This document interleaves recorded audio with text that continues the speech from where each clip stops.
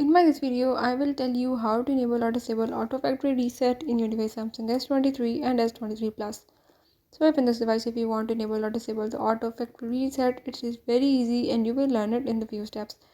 Before that, if you are new to my channel, don't forget to subscribe and now follow all steps, watch complete video and you will learn how you can do it.